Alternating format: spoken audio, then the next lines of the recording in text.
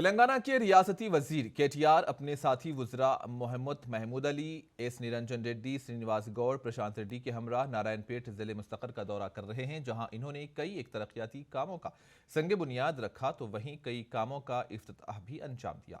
इन कामों में integrated collectorate वो एसपी के दफ्तर की इमारत का संग बुनियाद और नारायणपेट टाउन में नई मार्केट कोंडारेड्डी पल्ली तालाब के पास मिनी टैंक बंड के दीगर काम शामिल हैं। इन तमाम कामों की मजमूई लागत 62 करोड़ रुपयों से जायद बताई जा रही है।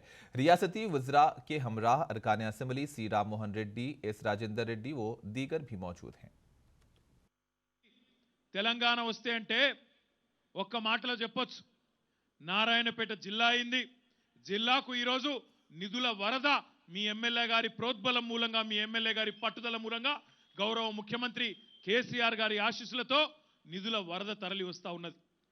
అద్భుతమైన కొత్త మార్కెట్ 8 కోట్ల పైచిలకు రూపాయలతో మీ ఎమ్మెల్యే గారు దగ్గరుండి కట్టించినారు.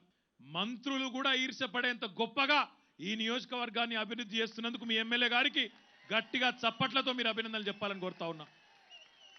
ఆ తర్వాత మీ కొండారెడ్డిపల్లె చెరువుకు తీసుకొని పోయింది మీ ఎమ్మెల్యే గారు.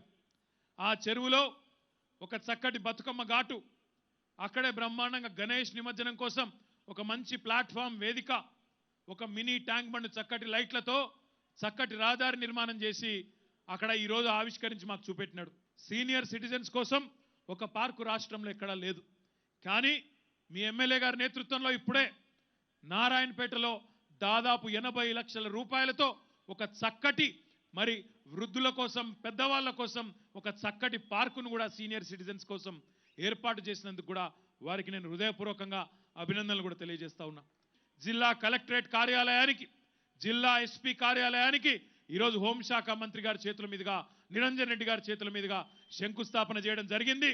కొద్ది నెలల్లోనే పూర్తి చేసి మీ అందరికీ కానుకగా నారాయణపేట జిల్లా ప్రజలకు అందజేస్తామని చెప్పి కూడా ఈ సందర్భంగా హృదయపూర్వకంగా నేను విజ్ఞప్తి. ఇక్కడ ఉండే హిందువులు కానీ, ముస్లింలు కానీ, క్రైస్తవులు గాను అందరూ కలిసి ఉండాలనే ఒక చక్కటి ఆలోచనతో మీ ఎమ్మెల్యే గారు 10 కోట్ల రూపాయలు రామాలయాని కోసం ముఖ్యమంత్రి గారిని అడిగితే వారు మంజూరు చేయడం జరిగింది.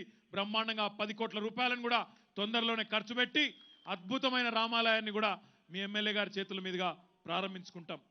అదేవిధంగా ఇక్కడ ఉండే మైనారిటీ సోదరుల కోసం, ముస్లిం మైనారిటీ సోదరుల కోసం 2 కోట్ల రూపాయలతో ఈద్గా నిర్మాణానికి కూడా మీ ఎమ్మెల్యే గారు పట్టుబట్టి డబ్బులు సాధించినారు. దానికి కూడా శంకుస్థాపన చేసి దాన్ని కూడా మీకు కానుకగా అందజేయబోతున్నామని చెప్పి కూడా